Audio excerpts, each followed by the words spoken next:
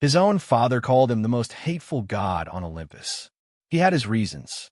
Every culture has a god of war, but only the Greeks created one that every other god despised. Zeus told Ares to his face that he was the most hateful of all the gods who held Olympus. His own father, not in a moment of rage, not as a punishment, as a simple statement of fact. Athena humiliated him on the battlefield. Twice. The other gods laughed when he was caught in a trap. He had almost no temples. No city claimed him. Even Sparta, the most warlike civilization in history, chose Athena over him. And yet, when his daughter was attacked, Ares was the only god who stood up, killed the attacker, and faced trial for it. That trial became the foundation of Athenian justice itself. This is the story they never told you. Let us start with what we know. Ares was the son of Zeus and Hera, not a bastard, not a lesser god smuggled onto Olympus through some loophole. He was born of the king and queen of the gods themselves, a fully legitimate Olympian. He had every right to sit among them, and yet his own father looked at him and said this, directly, to his face. To me you are the most hateful of all gods who hold Olympus. Not in anger, not as a punishment for some specific crime. Zeus said it the way you might state the weather. A fact, a settled opinion. But then came the part that cuts deeper. Were you born of some other god and proved so ruinous, long since you would have been dropped beneath the gods of the bright sky? Think about that for a moment. The king of the gods told his own legitimate son that if he had the choice, he would have thrown him into Tartarus, the pit beneath the underworld, the place reserved for the Titans. Zeus was saying, in the clearest possible terms, that the only reason Ares still existed on Olympus was an accident of birth.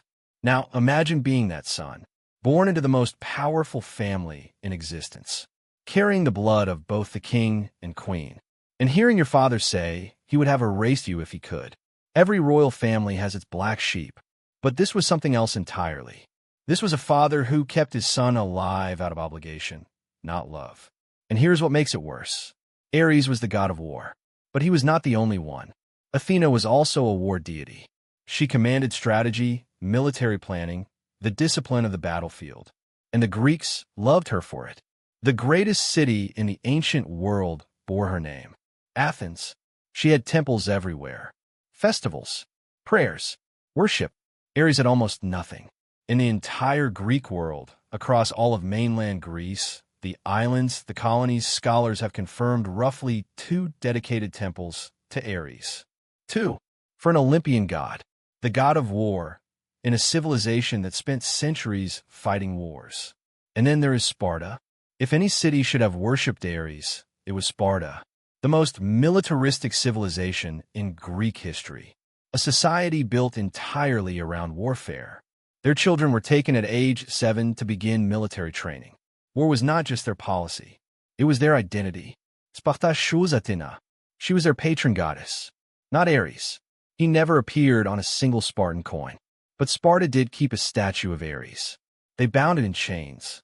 The spirit of war, shackled, kept captive so he could never leave the city. They did not worship him. They imprisoned him. A legitimate son, rejected by his father. A war god, abandoned by the civilization that needed him most.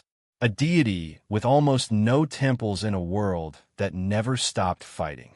But here is what makes his story strange. The gods did not hate Ares because he was violent. They hated him because he was something far more dangerous. He was honest. Every other god dressed violence in noble clothing. Athena called it strategy. Zeus called it justice. Apollo called it order. But Ares walked onto the battlefield and showed you what war actually looked like. No glory, no poetry, just blood and screaming and the sound of bones breaking under bronze. The Greeks had a word for what Athena represented: wisdom in battle, the tactical mind, the general who wins wars from a distance. And then there was Ares, the god who stood in the front line, the god who smelled like iron and sweat, the god who did not pretend that killing was anything other than killing. The Olympians hated him for it, not because he was violent. They were all violent. They hated him because he refused to lie about what violence was. So here's the question no one thinks to ask. Why did Aphrodite choose him? The goddess of love, the most desired being in all of existence. She was married to Hephaestus, the master craftsman of the gods, a marriage arranged by Zeus himself. She could have taken anyone: Zeus, Apollodorus, Hermes. Any god on Olympus would have answered her call. She chose the outcast, the one every god despised, the raw, unpolished, honest face of destruction. And when Helios, the sun who sees everything, caught them together and told Hephaestus, the craftsman god built something terrible, an invisible net, finer than spider's silk, unbreakable by any force. He draped it over the marriage bed. He hung loops from the ceiling rafters. Then he announced he was leaving for the island of Lemnos. Ares, who had been watching and waiting, went to Aphrodite the moment Hephaestus disappeared over the horizon. The net fell. They could not move their limbs. They could not shift their bodies. And Hephaestus summoned every god on Olympus to come and look. Picture that scene. The god of war, naked and trapped. The goddess of love, tangled beside him. And every male deity on Olympus standing in a circle, staring down at them. The goddesses stayed home out of modesty. But the gods came, every single one, and they laughed. But here's where the story turns. Because the gods did not laugh the way Hephaestus wanted them to. They looked at Ares, pinned beside the most beautiful being in creation, and they said they would trade places with him. The trap meant to humiliate the outcast instead revealed the hypocrisy of everyone watching. Poseidon eventually persuaded Hephaestus to release them. Ares fled to Thrace, the wild northern frontier. Aphrodite went to Paphos in Cyprus.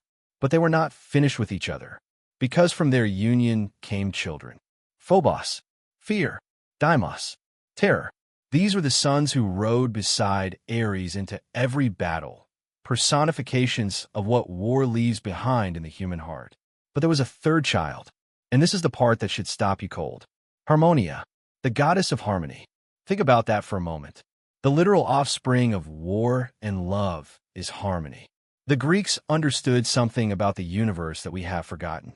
That destruction and desire are not opposites. They are parents of the same child, and that child is peace. But the Greeks were not finished with Ares. They had one more thing to take from him. How much did Ares actually suffer? Let me show you. Before the Trojan War, before the net, before any of that, two young giants named Odyssey and Ephialtes, sons of Poseidon, decided to capture the god of war. They grabbed him, stuffed him into a bronze jar, and sealed it shut. Ares remained inside that jar for 13 months, a full lunar year. No food, no water, no light. The god of war, trapped like an insect in a bottle, slowly starving to death.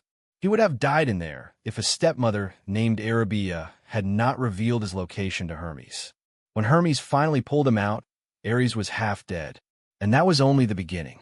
During the Trojan War, a mortal soldier named Diomedes stabbed Ares in the stomach.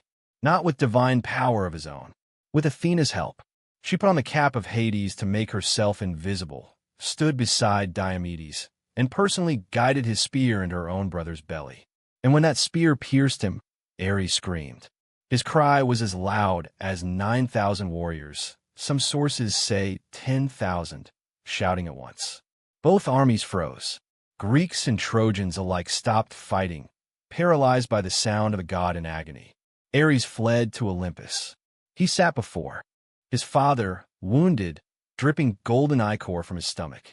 He showed Zeus the gash. He begged for help. Zeus looked at his own son and said this, "To me you're the most hateful of all gods who hold Olympus." He told Ares that if he had been born to any other god, he would have been thrown beneath the earth long ago. But then he added, "I will not long endure to see you in pain, since you are my child." He ordered the physician of the gods to heal the wound. Hatred and love in the same breath. From his own father. And it did not stop there. Later in the war, the gods themselves were allowed to fight each other. Ares saw his chance. He charged straight at Athena, desperate for revenge. She did not even draw a weapon. She picked up a boundary stone, a massive boulder, and hurled it at his chest. Ares fell. His body covered 7 acres of ground. Aphrodite ran to him. The goddess of love knelt beside the god of war and tried to help him stand. Athena walked over and struck Aphrodite down too. Both of them lay in the dirt together. Think about what this pattern means. Ares is the only Olympian who consistently bleeds. The only one who screams. The only one who gets imprisoned, humiliated, knocked flat, and told by his own father that he is hated. He is, among all the immortals, the most human god on Olympus. Every god on Olympus humiliated him. His father rejected him. His sister defeated him. The other gods laughed at him. And then someone attacked his daughter. Her name was Alcippe. She was the daughter of Ares and the Athenian princess Agraulos. And she was attacked by Halirrhothius, the son of Poseidon. Think about that for a moment. Not a mortal, not some common criminal. The son of one of the three most powerful gods in existence. Halirrhothius attempted to rape her, and Ares found them. There was no counsel, no deliberation, no message sent to Olympus requesting permission. Ares killed him on the spot, the same way you would expect any father to act if he walked in on his daughter being violated. Except this father was a god, and the man he killed was the son of another god. Poseidon was furious, not because his son had committed an atrocity, not because a young woman had nearly been destroyed. Poseidon was furious because his son was dead, and so he did something unprecedented. He brought formal murder charges against Ares, a god, charging another god with murder, before all 12 Olympians. The trial was held on a hilltop in Athens. Every major deity in the Greek pantheon sat in judgment. Zeus, Hera, Athena, Apollo, all of them. The same gods who had laughed at Ares in the net. The same father who had called him the most hateful god on Olympus. The same sister who had struck him down with a boulder. They were now his jury. Ares stood before them and made his case. He did not deny the killing. He did not apologize. He said he killed Halirrhothius in defense of his daughter. And then Alcippe herself testified. She confirmed everything her father said. There were no witnesses to contradict them. The verdict came down. Acquitted. The gods who despised Ares. The father who wished he had never been born. The sister who had humiliated him in front of 2 armies. They all looked at what he had done, and they ruled that he was right. That hilltop became the Areopagus, the Hill of Ares. It became the Supreme Court of Athens, the place where the most serious crimes were judged for centuries. The foundation of Athenian justice. Named after the god they all claim to hate. But here's where the story takes its cruelest turn. Not cruel to Ares. Cruel to every god who ever mocked him. Because the first murder trial in all of mythology was not about power. It was not about territory or jealousy or divine politics. It was a father who caught a man attacking his daughter and did exactly what any father would do. And when the universe demanded he answer for it, he stood up, told the truth, and was vindicated. The monster created justice. The Romans understood something the Greeks never could. Well, they inherited the Greek gods. They kept most of them roughly the same. Zeus became Jupiter. Athena became Minerva. The names changed, but the story stayed. Except for one. Ares became Mars, the second most important god in all of Rome, the divine father of Romulus and Remus. The greatest empire the ancient world had ever seen traced its bloodline directly to the god the Greeks had humiliated. What changed was not the god. It was the culture. Romans did not worship cleverness. They worshipped virtus, courage, the willingness to bleed for your people. That was Mars. That was always Ares. And even the Greeks, if you look carefully, knew it. There is a hymn, Homeric. In it, Ares is called the savior of cities, the ally of Themis, goddess of justice, the leader of righteous men. The same god, the same Greeks, a different prayer. And the prayer itself tells you everything. It does not ask Ares for victory. It does not ask for destruction. It says, restrain also the keen fury of my heart. Even war asked for peace. Ares was never the villain of Greek mythology. He was the mirror, the god who showed every other deity what they really were. And when it mattered most, when his daughter needed him, he did not strategize. He did not calculate. He acted, and the world called it justice. Maybe the gods were not laughing at Ares after all. Maybe they were afraid of what he reflected back at them. If this story changed how you see the Greek gods, there are others waiting. Stories where the heroes are not who you think and the monsters are not what they seem.